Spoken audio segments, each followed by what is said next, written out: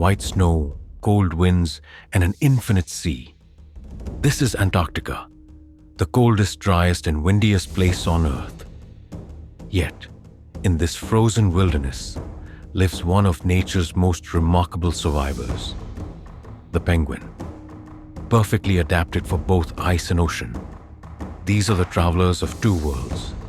From March to April, the long march begins.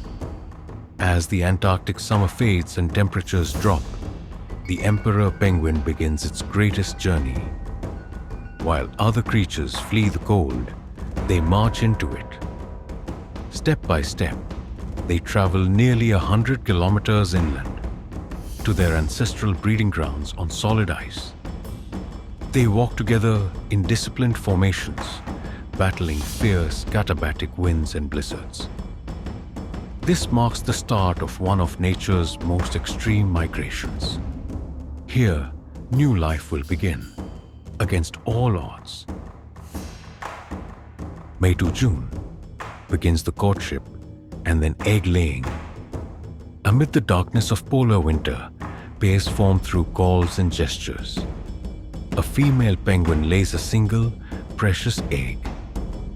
She passes the fragile egg to her mate, who carefully balances it on his feet, shielding it beneath a warm fold of skin called the brood pouch. The mother's task is complete. The female then leaves for the ocean to feed. For the next 2 months, the fathers will stand guard, fasting, freezing, and waiting in absolute darkness. From July to August is the harshest winter and the father's vigil. Thousands of males huddle together in tight colonies, their bodies forming a living shield against the storm to conserve warmth, each protecting their eggs. For more than 60 days, they will not eat. They survive only on the strength of their fat reserves and the warmth of each other. Through howling winds and endless night, they endure, a portrait of devotion and resilience. As dawn returns in August, a chick breaks through its eggshell beneath its father's warm belly, tiny, gray, and trembling. The starving fathers gently feed them the last reserves from their throats, awaiting the mother's return.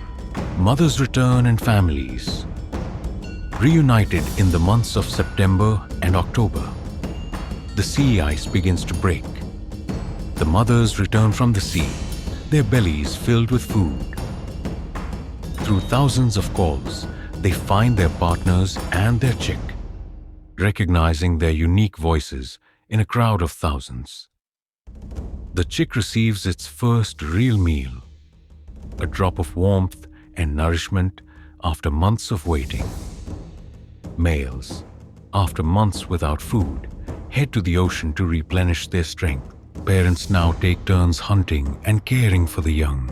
November-December, the creche and growth. The chicks grow rapidly. Parents form creches, a kind of penguin daycare, where large groups of chicks huddle together for warmth and safety while adults forage. The young ones begin exploring, their gray down blowing in the wind. Here they learn, play, and grow, while the parents take turns bringing food from the sea. It's a system of teamwork, the secret behind their survival. The Antarctic summer approaches, and the colony becomes alive with sound and motion. January-February, the beginning of independence. Young emperor penguin chicks have fully molted and grown sleek black and white adult feathers.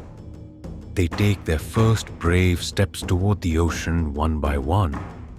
They approach the ocean, the same sea their parents left months ago.